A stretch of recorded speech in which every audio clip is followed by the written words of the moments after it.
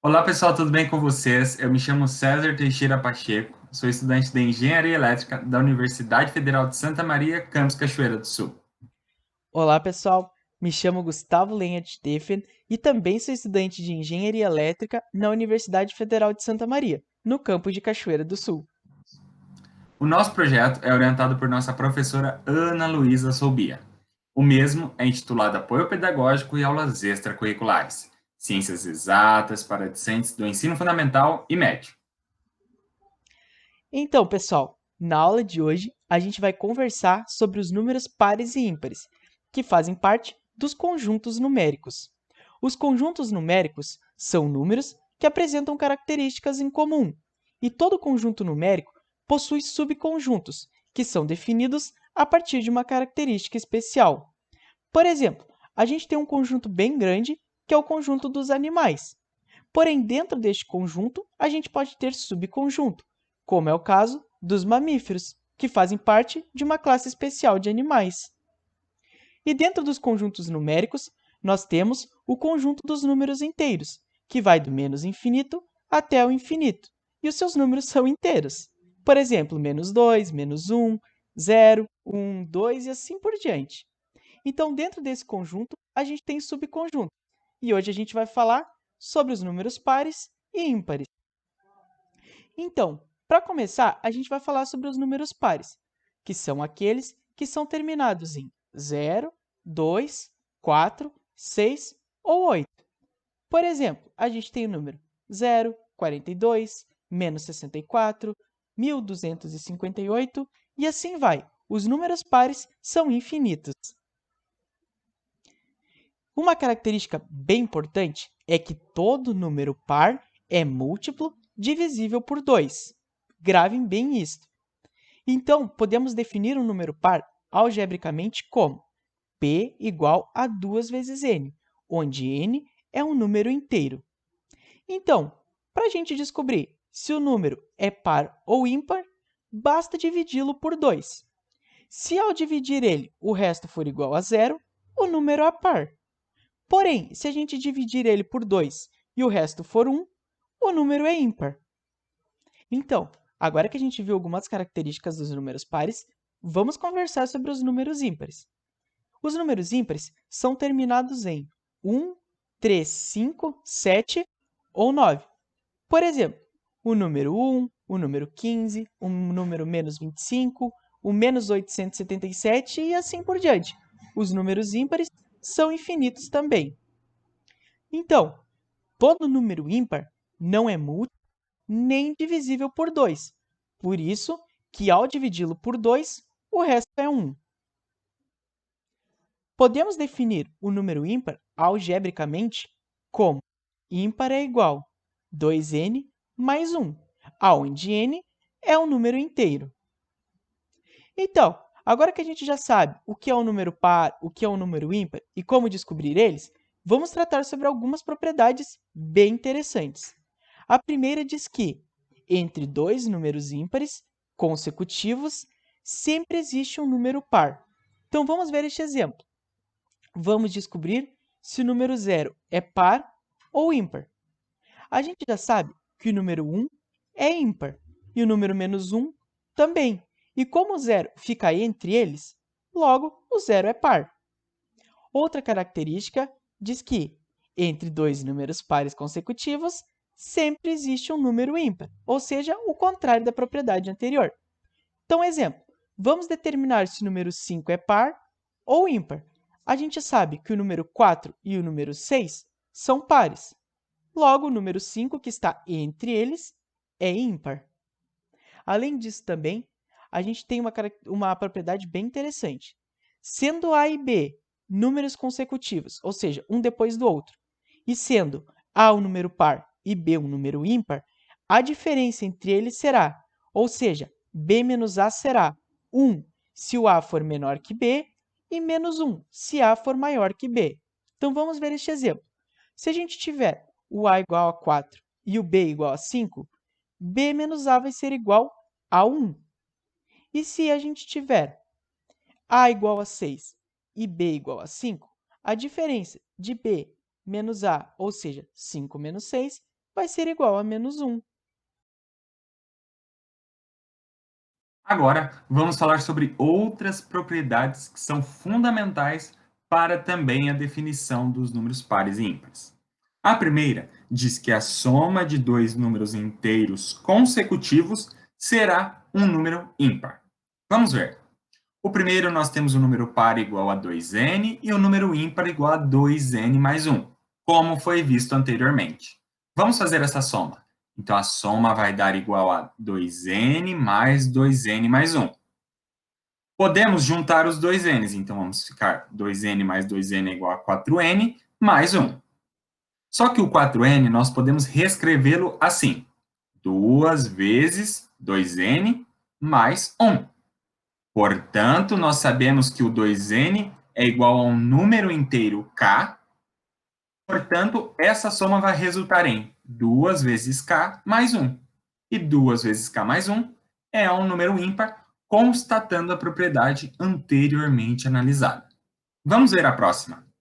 A soma ou a diferença entre dois números ímpares ou pares tem como resultado um número par. Vamos constatar essa propriedade. O par 1 é igual a 2n e o par 2 é igual a 2m.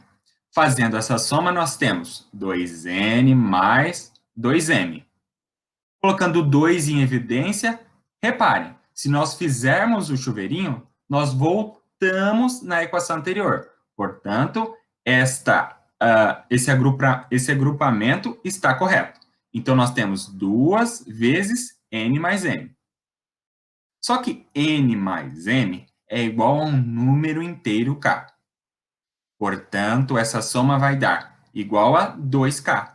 E 2k é um número par, constatando a propriedade anterior. Vamos ver agora o segundo caso. Temos um número ímpar 1 igual a 2n mais 1. E temos um ímpar 2 igual a 2m mais 1.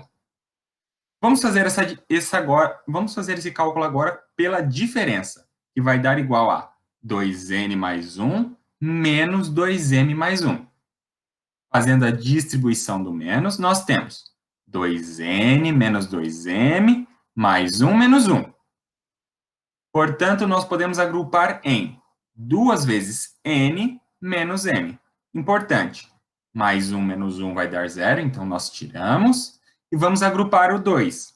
Lembrando, se fizermos o chuveirinho, nós retornamos na equação anterior.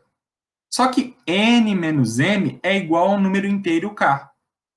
Sendo assim, essa diferença vai dar igual a 2k, e 2k, como vimos anteriormente, também é um número par. Portanto, constatamos a propriedade anterior. Vamos ver as próximas. A soma entre um número par e um número ímpar é igual a um número ímpar.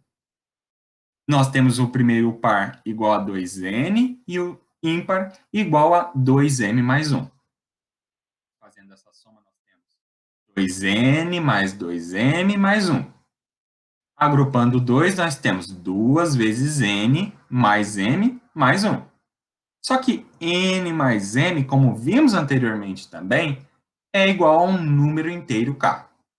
Portanto, essa soma vai resultar em 2k mais 1.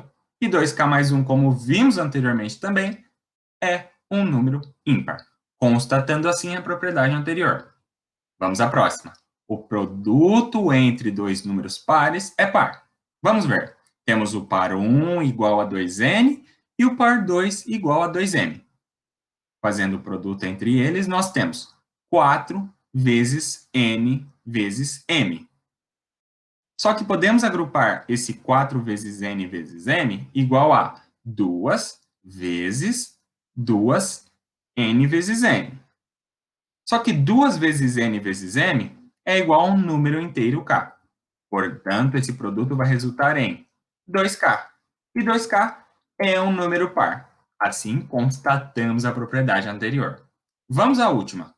O produto entre dois números ímpares é um número ímpar. Portanto, nós temos o ímpar 1 igual a 2n mais 1 e o ímpar 2 igual a 2m mais 1. Vamos ter que fazer a distributiva, lembrem, muito importante. Então, nós temos 2n mais 1 vezes 2m mais 1. Se nós fizermos 2n vezes 2m, vai dar 4nm. 2n vezes 1 vai dar 2n. 1 vezes 2n vai dar 2n. E 1 vezes 1 vai dar 1. Vai resultar nessa equação que nós podemos ver no slide. Só que agora nós podemos agrupar esses dois. Então, vai ficar 2 vezes n vezes m, mais n mais 1. Só que 2 vezes n mais m vai dar um número inteiro k. Portanto, nós temos que o produto vai resultar em 2 vezes k mais 1. E 2 vezes k mais 1 é um número ímpar. Bom, pessoal, agora vamos ver um exemplo na prática para aplicarmos as propriedades que nós vimos anteriormente. Então, vamos ver este exemplo. Um fazendeiro deseja plantar 30 árvores em 5 dias, de modo que em cada dia sejam plantadas somente um número ímpar de árvores. Caso isso seja possível, determine como. Caso seja impossível, explique o motivo. Então, nós temos 5 números ímpares, ou seja, 5 dias que foram plantados um número ímpar de árvores. O I6, que é um número ímpar 6, nós vamos utilizar nos nossos cálculos. Os pares 1, 2 e 3 também. Então, vamos utilizar 3 propriedades básicas para fazer este exemplo. A soma de 2 números ímpares é par. A soma de 2 números pares é par. A soma de um número ímpar e um número par é ímpar. Então, vamos ver. A soma do número de árvores ímpar do primeiro dia mais a soma do número de árvores ímpares do segundo dia vai resultar no par 1.